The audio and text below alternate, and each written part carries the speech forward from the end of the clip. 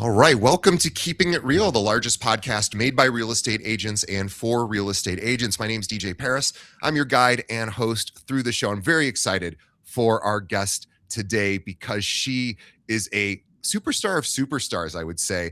And if you're not familiar with her, you will be here in just a moment because I'm going to tell you all the cool stuff she's done. Her name's Andrea Gordon, and she's been a top producing realtor in the Bay Area which, by the way, maybe the toughest part of the country to be a realtor in.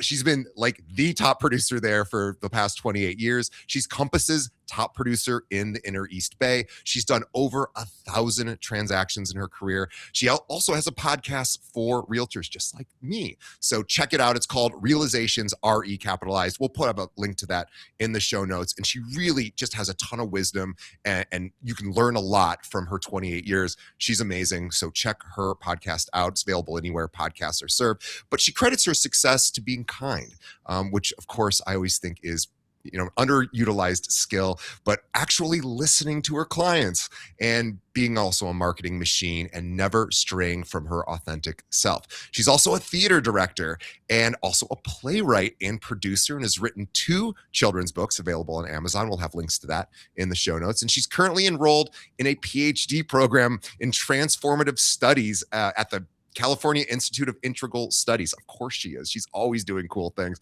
She's been married forever to a terrific partner and has 3 dogs, 2 cats, and 2 parrots. Andrea, oh, by the way, before we bring on Andrea, follow her on Instagram, Andrea Gordon Real Estate, just like it sounds. We'll have a link to that in the show notes. Andrea, welcome. My goodness, after that, I'm blushing. That was a very, very nice introduction. Thank you so much, DJ. Well, thank you for coming on. I'm always so enamored with people like you. It's just incredible what you've accomplished. And really, it wasn't your training to be originally a real estate agent. You're a creative person. You're an artist and a writer and a director. So take us through the path of getting from, working the stage in front and behind the stage to, switching over to real estate.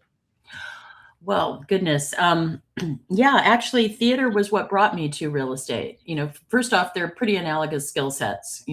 People in theater are constantly facing rejection. They're constantly in new environments. They're having to meet new people. They're having to think spatially.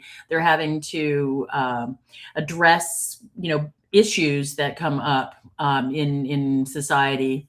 So there's a lot of stuff that is a crossover between real estate and theater when you think about it for any length of time, just like anything. I mean, I'm sure you can find, if you're a nuclear physicist, you can probably find analogous stuff in relationship to real estate. But what actually brought me to real estate was that I did a production of a play called Liverpool Fantasy at the Climate Theater in San Francisco, which was sort of almost like that movie, It's a Wonderful Life. In it, the Beatles never became famous because they picked the wrong hit single. And Paul is a lounge singer, and he's passing through Liverpool on a bus and truck tour. His name is now Paul Montana. And they all meet up at John's apartment in Liverpool, where John is living on the dole. His son, Julian, is the leader of a neo-fascist organization. George has become a monk. And, of course. Ringo has married a hairdresser. And they meet up for this crazy night at John's apartment. And, all kinds of merriment ensues. But it was written by my friend Larry Kirwan, who's also a children's book writer, but also at the time had a band called Black 47. It was a punk band from Ireland. And it got rave reviews in the gay press because, of course, it addressed the sort of homoerotic, everybody was all worried whether John and Paul were gay and a couple and what have you at the time. And we got wonderful reviews from the smaller papers. And then the larger paper basically skewered it. The reviewer wrote his review in rhyming couplets using all Beatles song titles, which tells me that he had been working on it for days before he wrote it up. Right. Basically saying you can't write a play like this about the Beatles, which was ridiculous because Larry had received a telegram from Paul McCartney congratulating him and telling him what a wonderful play it was. So you never know what's going to happen. My audiences dwindled. I ended up losing $60,000 of my friends and other people's money. And I felt honor bound to get that money back to them. And I was, at the time, my day job, I was working at the San Francisco AIDS Foundation for a minimum salary because a friend of mine had passed away from AIDS, and I decided that I would both volunteer and work there for a year as my sort of gift to him. And what happened at that point was I was like, oh my God, I've got to pay all these people back. So I went out and got a job. I used my theatrical skills and pretended to know something about advertising and got a job at an advertising agency. I mean, I literally ended up with my own office and a secretary and did not know what I was doing. But within 1 year, I paid back every single person who had given me money for that show. And I quit the day after I realized I had managed to do it. I talked to my boss about it, and he was like, well, I knew you were going to be really excellent. I didn't care whether you knew anything about the advertising industry because it was clear to me you were a great salesperson. Yeah. So then I thought, well, what else can I sell? So I went to a bunch of car dealerships because I love cars. And what I noticed was that all the salespeople were men and all the Yeah. behind the scenes people were women. And I thought, this isn't going to work because I can't buck that trend. It's too gigantic. Yeah, it is. And then I went to some real estate offices and saw that all the top producers were women. Yeah. So I decided, okay, that's what I'm going to do. I got my license, and my very first month I made 6 sales. I saw that. I was researching you before, of course, we went on, and I saw that 6 deals in your first month. How did you do that? By not knowing what I was doing. And seriously, it didn't even occur to me to be frightened of anything. It didn't even occur to me to not be open and honest with people. I would tell people I've never made a sale before, and it would be such an honor if I could represent your house. So it somehow, I think the ingenuity or the being authentic and being present and just talking to people sort of helped. I'm pretty good at that kind of stuff. So, and also I was in a neighborhood where we were not talking. I mean, these were not like $3 million houses. These were like $250,000 houses. And I think that's another big thing for most realtors is no one in their right mind is going to trust you with their $3 or $4 million house when you've just gotten into the business. It's a big asset. They're not, they want somebody that's as sophisticated as they are about it. And I think that's a gigantic mistake that a lot of young realtors make. For example, every weekend I usually have 6 or 7 open houses that people could help me with. And they don't want they only want the new ones. They don't want any of the ones that have been around for a while. And they also only want the high end ones. And Sure. it always annoys the crap out of me because honestly, I've worked really hard to get to the point where I have a $4 million house on the market. You know how lucky agents should feel that you allow them to do this. This is free leads for them. Thank you. No matter what price point the house or the property is at, Exactly. they should be thanking you with gifts as opposed to complaining. Like, the first thing I would do if I was an agent at your firm is beg and plead you, please, can you let me do an open house for you? Oh, That's absolutely. amazing. Absolutely. I mean, when I first started out, I sold trailers. I didn't care what the price was. I just wanted to get the experience and know what I was doing. And so when these people are, they've been in the business for a hot minute and they're only interested in the really, really expensive stuff, I'm like, okay, you're going to fail. But I don't say anything. I just watch to see who are the people that are enthusiastic, that do want to actually work and do what's necessary to, I've had agents tell me that they need me to put signs out for them. And I've been like, wow, that's fascinating. Okay.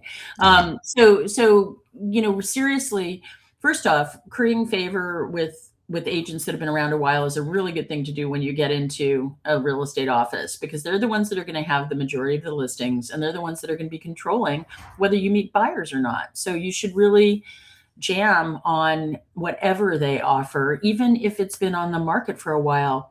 I can't tell you the number of times I've had something on the market for 3 or 4 months, and there's been an open house and somebody came in, and the lucky agent that was there got the buyer, and their buyers got a deal at that point. So they looked like a hero to that person. So So it's really stupid not to just be willing to do work. Well, and all the other people that come through and don't buy it. Like, Oh, yeah, hello.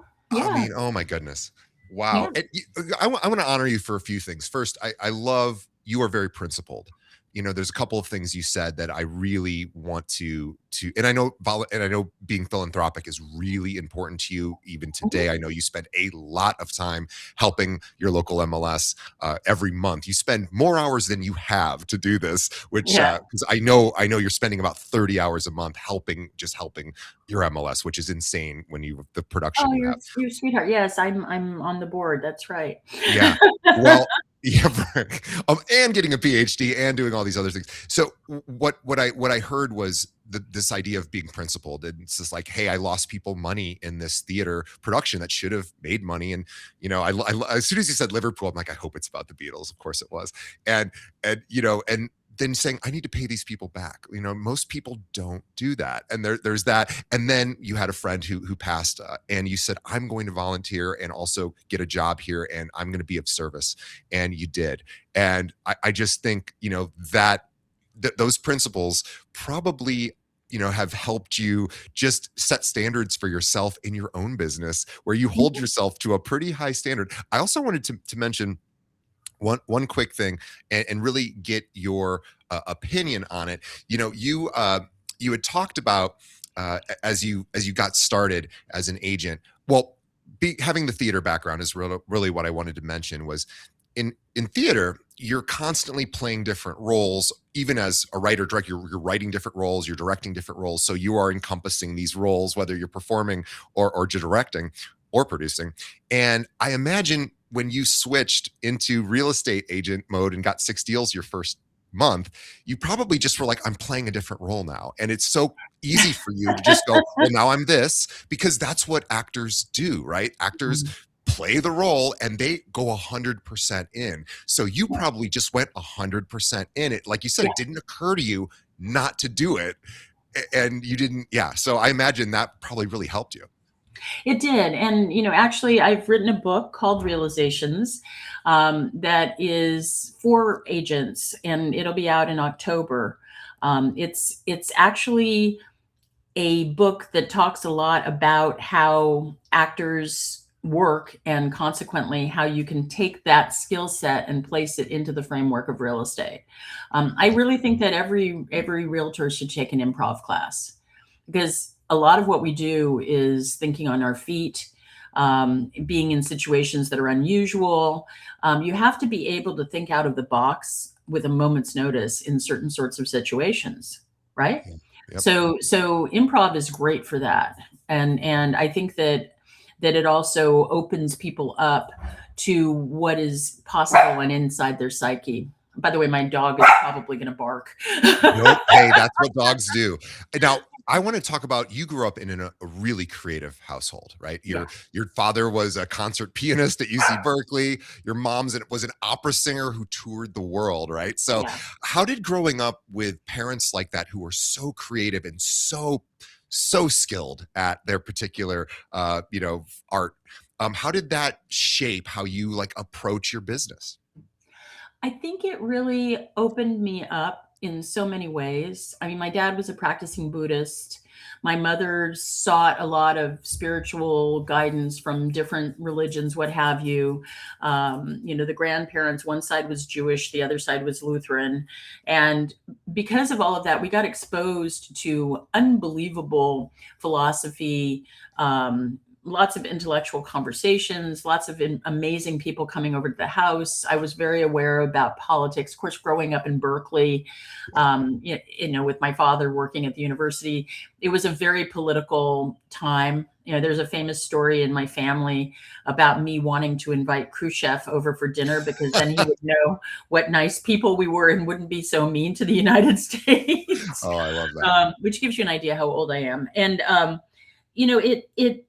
it was really I was incredibly blessed to have the parents that I had because they only cared about whether you were a good person and whether you expanded your mind.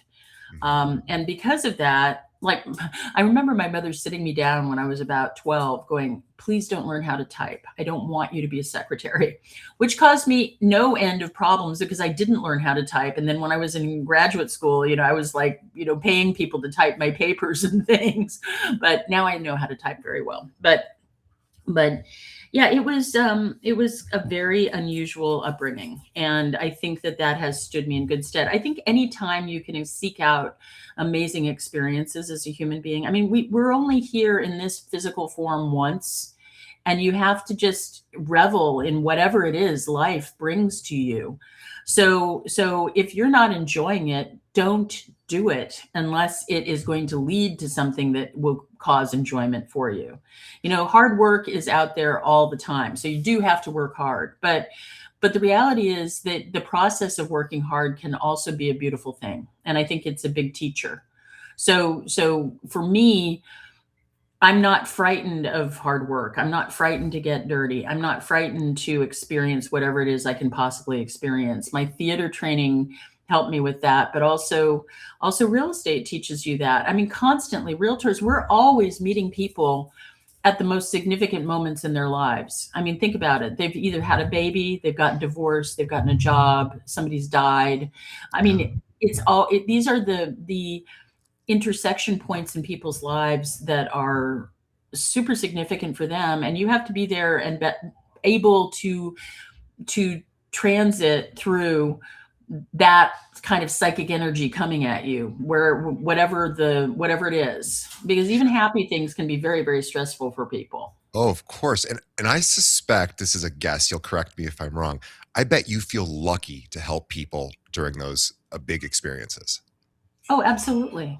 Absolutely. Now, the problem that causes me is that because I accept pretty much everyone, I don't have a good meter for crazy, for, I mean, I'm used to extremely unusual people. I mean, when I was working for Coldwell Banker, which was, a little bit more buttoned up than some of the real estate offices I've worked at. Like whenever somebody would come in the front door, my office was in the way back of the building. And whenever somebody would come in the front door, like tattooed from top to bottom, they'd be like, Andrea, your client's here. Just because my people were the circus performers and the actors and the writers and the teachers and so I think that for me, I have not had a great meter on when somebody was going to be really problematic. Like there are a ton of professional victims out there, and you have to avoid that at all costs because they are going to be just miserable people to deal with. And so I'm learning that now. I'm working hard on having a little bit more of a gut feeling around people rather than just immediately wanting to run out and help them. Well, this actually leads me perfectly into my next question, because I know what is really important for you is talking about finding your best fit customer. So for our agents, our listeners that are trying to work with everyone, like you were saying, and exhausting themselves, what do you think the process is for figuring out who your ideal client is? It can be as simple as taking a big sheet of yellow lined paper and putting your own likes and dislikes on either side. And for me, I think that my husband's about to start playing electric guitar upstairs. Great. We need a soundtrack. I love it. I think that for me, I also put together a Venn diagram. Do you know what a Venn diagram is? Sure. Okay. And where you intersect with a variety of different things is your best fit customer. So doing that for yourself, I mean, and be perfectly, ridiculously, relentlessly honest about it. For example, if you don't like to talk a lot, you can put that down. I'm not a talkative person and I don't like people who talk too much. Or if you are an engineer type, you put that down. Or if you are politically opposed to people that have lots of money, put that down. Or if you put things that you would think are weird about yourself, put that into your diagram and see where it coalesces. For me, my best fit customer is a highly educated, hippie who's wealthy. That's pretty much my best fit customer. Sure. And I'm very blessed and fortunate because I live in Berkeley, which is where you find all those people. Um, but I'm sure if I were working in New York or Chicago, I would find my best fit people there too, because the things that you carry with you from your personality are the things that are going to apply inside that Venn diagram or that yellow line paper where you come up with your best fit customer. Well, So yeah, I mean, I'm here to we're that. here in Chicago where we have arguably some of the best theater in the country. We're very I blessed. know. Yes, I know. we're very, very, very lucky. And so you would clean up here because you would be part of that community, and you Yeah. are part of that community. In fact, I wanted to ask you, because you do so many things simultaneously, which again, I find that really common with most of the people I interview here on this show, these top one percenters. It's not like they just do this, even though they do this 80 hours a week. They do Yeah. other things too, Yeah. almost equally as passionately as real estate. So let's just list off some of what you are currently doing all at the same time: theater director, playwright, children's book author, podcaster, PhD student, and running a successful real estate practice. Now, a lot of our agents think, maybe they need to hide some of these other interests, Mhm. because maybe they're like, oh, maybe that just some of these other things I do don't look maybe as professional to real estate or whatever. Mhm. But I bet these other interests that you showcase probably help your business. Is my guess. Oh, absolutely. If all of the things that I do, like one of my playwrights right now is a client. Um, all of these things that I do, you find your people where you tend to live your life. So if you are a kayaker and you belong to a kayak club, let people know you're a realtor. There's no reason. Now, when I first started in real estate, I was ashamed a little bit to be a realtor because it was like I was leaving my pack of theater people, and also the filthy lucre. I was definitely against money and business and what have you. And the longer I've been in business, the more I have grown to really appreciate people that are extremely successful in business, because that's a big skill set. Um, so I no longer hate it, and I'm no longer ashamed or embarrassed that I'm a realtor. In fact, I embrace fully that that's a large part of my identity. And at the end of the day, if you get old like me, you don't give a shit. Pardon my French. You're probably going to bleep that out. Of About what people think of you. Yeah. And I think that's a big problem with realtors in general, is that we're a lot of people pleasers and we're extremely concerned what people think of us. And the reality is that people think of themselves. They pretty much don't think of you unless you actually affect them in some way. Right. And so don't be worried. I mean, if you think about the times that you didn't go to somebody's big party because you had a pimple on the middle of your nose, or because you didn't have the right thing to wear, just realize all that really happened was you missed out Yeah. because they didn't care. Nobody cares. It's Right. it's not important to care about that stuff. And so, I think now at the age that I'm at, I'm perfectly open with people about the things that I'm doing because it doesn't really matter as long as I can fulfill their need. But I've also earned that by having the reputation for being a very, very hard worker. Yeah. So it might not be the best idea your first day on the job as a realtor to say, well, I'm really, really actually passionate about, skiing, you know. So you can tell people that that's a hobby of yours, but I Right. wouldn't put it in that framework of it's more important to me than what I'm doing. um so yeah, I think that everything that you do just becomes a part of who you are and the imprint that you make on the world. And it doesn't really, I mean, real estate it's a job, it's a profession. It's not exactly a calling, but it is a very important part of the financial life of the United States of America, frankly. I Sure. mean, real estate transfer taxes basically run cities, and real estate transactions are a large part of the wealth of this country. So I think that if you approach real estate with the sense of vitality and excitement that you place on other things that are important to you, but realize that those other things that are important to you are just as important, like your family, your loves, the charities that you're involved with. I am really happy that real estate allows me to, whoops, you've gone. There you are. I'm really happy that real estate allows me to give the money that I give to charity, to work with the Berkeley Humane Society. I'm a big animal advocate, and that it allows me to work on theater in situations where if I was completely dependent upon a paycheck, I might not be able to do that. Right. So it affords me that possibility. You describe yourself as a marketing machine. Mhm. And after 1,000 transactions, what does your marketing actually look like today versus when you started? Well, when I started, I had no money. So I couldn't afford, and also when I started, cell phones were the size of a shoe. There was no multiple listing service. There was a weekly sheet that was passed out, that was delivered, hand delivered, printed sheets that had the addresses of different things. A place in my area, Alameda, had not joined into that. So you had to literally drive up and down every street to find out what houses were for sale by the for sale signs in the front yards. It was a very, very different time. There was no navigation. You drove around with the Thomas Guide in your lap. Yeah. Um, and so my marketing has changed radically, but also the industry has radically changed. People were scared to get a fax. They would hover by the fax machine because they didn't want anyone to see what they were getting. There was a lot more of that sort of nasty competition than there is now. I truly believe that there's enough business for literally everybody.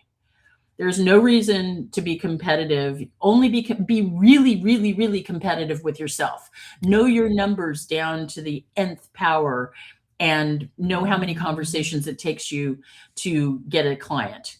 But don't be competitive with your colleagues. In fact, love your colleagues and hang out with them, get to know them, be collegial with your colleagues, because they're going to be one of the best resources that you will ever have in real estate. Honestly, that's how Yeah. you find out about things that aren't on the market. It's how you find out about what happened. It's how you find out about, pitfalls that you can avoid. Knowing your colleagues is really important. So marketing wise, going back to the marketing question that you had, um, now I have my own website. I'm kind of everywhere. I hire incredibly good photographers. I do a 3D tour, drone shots, tri-light, video. God forbid I walk around and do a homespun video. I have an advertising agency called Agent Upgrade that I work with, who does all my social media for me. I rant about political things on my personal pages, but on my business pages, I let them do everything. That's what I pay them for. I have a virtual assistant in the Philippines. I have 2 full-time listing coordinators who make my houses look fantastic and make sure that everything is perfect, that make sure that the guy goes and blows the yard before the open houses on the weekend. I have a full-time transaction coordinator. So now that I have all of those, that staff, because I don't do a team, I'm an individual agent. I've never really wanted to have like a bunch of people that whose productivity I didn't know working under me. I prefer to just do it myself, and then I refer business to people when I can't handle it. Um, but my marketing, I make sure it's very, very coherent, congruent, and matches. So, for example, I have like a teal color that I use, and I have a squiggle, and I'm the only one who does that. I have bus benches. The bus benches have never, ever, ever had my photograph on them, and people think that my photograph is on them. I do not know why, but they do, and I've had those for like 17 years. Um, I also advertise in a couple of luxury home magazines, Haven, Luxury Home. I write the real estate columns for both Berkeley Hills Living and Montclair Living. I just got a listing from my last column in Berkeley Hills, Wow. because the person's been reading my columns for the last 7 years and it knows I know what I'm talking about. Um, so I do all of that on a regular basis. I spend a lot of money marketing. I mean, like probably way too much money marketing. and I advertise the Berkeley Humane Society every chance I possibly can get. So and by the way, 3 years ago I raised $400,000 for the Berkeley Humane Society. So I feel really great about those kinds of things, and I love my marketing. I enjoy it because remember, I got that job at the advertising agency. I love advertising. I think it's very useful. I think it works. So I like to be on top of all my marketing that way. I wanted to ask about a particular skill that you have that I don't think in all the conversations I've had anyone has specifically talked about before, but it is really a competitive advantage for you and your clients actually talk about this, which is how you can accurately predict final sales prices in multiple offer situations. I mean, that is an incredible skill. Tell me about that.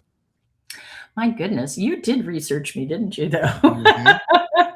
um, it's like an idiot savant thing, to be perfectly honest with you. I think it's because I'm constantly having deja vu every time I walk into a house in the area that I serve, because I've probably been in every house in the area that I serve.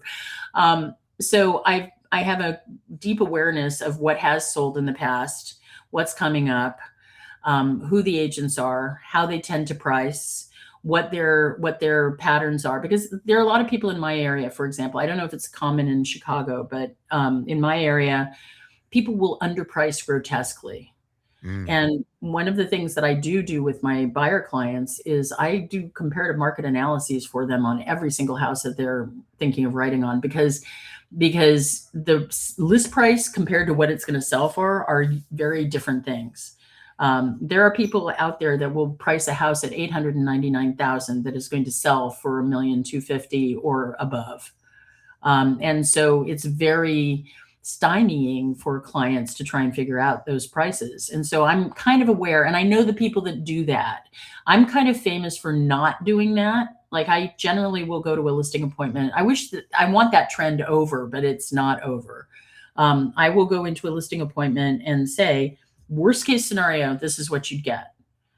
Would you be willing to take that price? And if they say mhm. yes, that's the price we'll go on at. And if they say no, sometimes I'll take the listing and sometimes I won't, because the market is volatile right now and I don't want to spend, I mean, I'm going to spend a lot of money doing photography and what have you. And you have to factor that in, because it's not the money that you make, it's the money that you keep that's Right. important in real estate. And nobody ever remembers that. I can't tell you the number of friends of mine that really went down I've been through 4 economic downturns, and they were not keeping track of what was really going on in the market when they were spending money like yesterday, and there was no tomorrow. At that point in time, they really went down, and it took a lot for them to come back. So you always have to save for a rainy day. You always have to be aware of, there are times when you want to pull your belt in and not spend as much. There are times when it's fine to spend a lot, but just know what the return on your investment is going to be. So as far as my idiot savant ability, it's not really an idiot savant ability. What it is that I've had so much experience that it's pretty obvious that something is going to go for X, Y, or Z. And I'm usually pretty spot on. Now, the thing that I notice is that all sellers want at least $200,000 more than they're getting. Doesn't matter what the price point is. And all buyers want whatever it is they want for about $200,000 less than it's going to go for. That's the paradox. So you have to sort of solve for that, or at least solve for that expectation, right?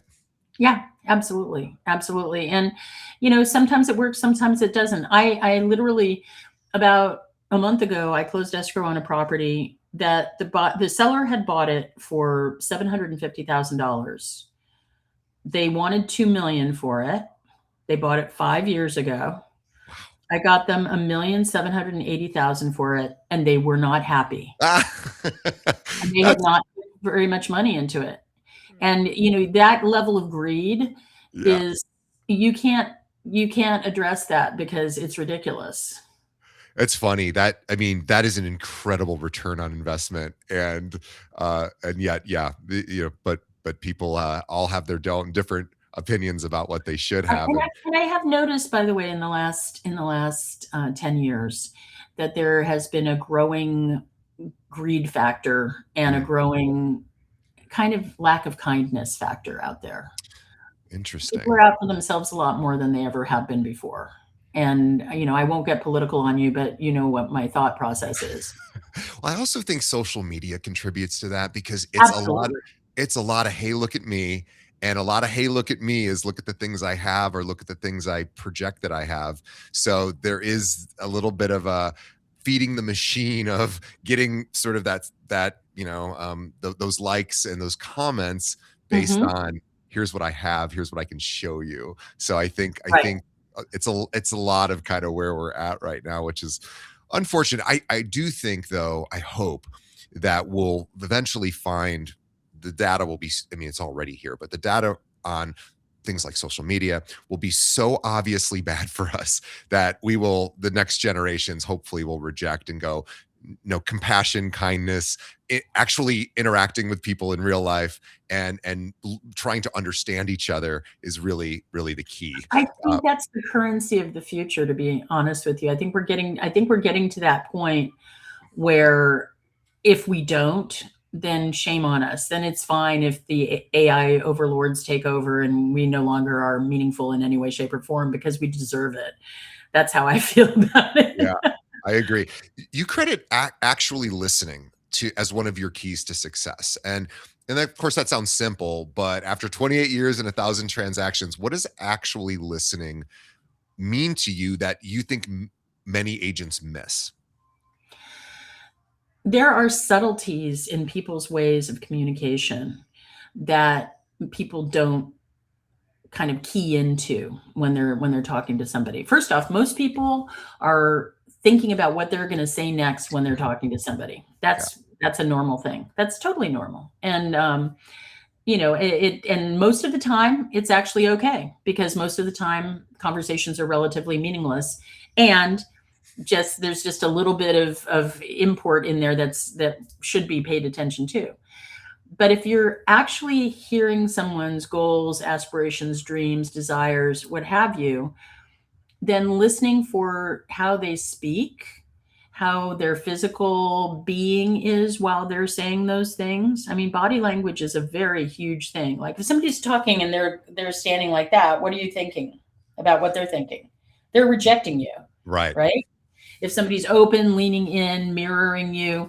I mean, we all learn these things. Everybody looks at things like neuro-linguistic programming, what Sure. have you, to understand how language works in those ways. But the reality is that people reveal themselves by the language that they pick to use. People reveal themselves by the emphasis that they place on words. People reveal themselves by the ways in which they don't respond to things. And you need to listen to what's between the lines. You need to figure out what the subtext of what they're saying actually is. And you need to figure out how it matters to them.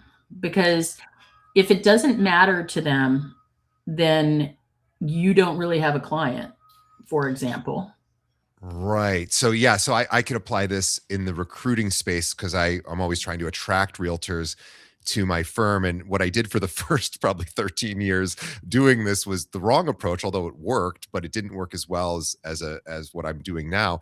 The original approach was look at how great we are. Well, we have all this cool stuff, which is, by the way, what every brokerage does. Look at how Yeah. much cool stuff we have. We have the Yeah. best support and training. What I wasn't doing was really listening to, hey, what's your biggest problem right now in your business? And can I actually solve that for you? Because if I can Exactly. listen and find that, because everybody has a current challenge in their business. If I can find that challenge, if I'm lucky enough to have you explain that to me, or if I'm, brave enough to ask and you tell me, well, now I can actually connect with you if I have a solution for you. And that's way more effective than, we are the greatest, right? So you probably ask a lot of questions, is my guess.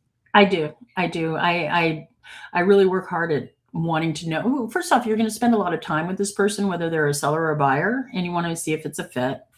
And also, you really want to know what their level of commitment to what they're doing is, because I've had clients. I had one client whose last name, funnily enough, was Lifer, And I showed him a million properties, but he wanted something so specific that it pretty much didn't exist out there. And he was fast. He was a fascinating person. So I didn't mind that much. And it was towards the beginning of my career, but it became almost like a joke that my lifer client was coming to the office because, and so you need to figure out how warm they are as clients. That's just a very basic thing. But beyond that, you need to figure out how you can solve a problem for them. For example, Yeah. yesterday a woman came to me wanting to sell a condominium in Sausalito. Um, and first off, I don't do a lot of Marin, so I was going to refer her to a Marin agent. But at the same time, I also looked into her building. I looked into what was going on with it. I looked into some insurance problems they were having. I looked into how many units had been on the market that had been taken off the market, how many had sold, what have you. And I really came to the conclusion that she was making a mistake to sell at this point in time because they had an insurance problem that was not basically somebody would probably get really interested in it and then decide not to buy it because of the insurance problem. And that's a lot of what's going on in California right now. And I told her just point blank, I know you want to sell this right now, but you're going to take a big hit. If you're okay taking a big hit, then I'm fine getting you to someone who can really do the best job possible because they're right in your neighborhood all the time. But if it were me, I might think a little bit about this and wait until this insurance problem is resolved. And she was so grateful to me. She told me that she was going to recommend me to a bunch of people. Sure. And that's the thing. Sometimes I've gotten reviews from people that I never actually worked with because I told them not to sell their property or I told them not to buy a property. Yeah. You just going out there and being honest and open and listening to what's really important is a huge thing. Yeah, it's really what we want from the service professionals we have in our life. We want, our doctors to say, "Hey, you should do this thing that'll make you live longer," right? Or Right. you want the accountant to come to you and go, "Oh, you could actually save money next year if you did this other thing." And a financial advisor, same sort of role, realtor as well. And I think that we don't often, you know, real estate has a real opportunity, realtors, to be that sort of person for the client, is to say, I know you want this thing. Here's what I'm seeing.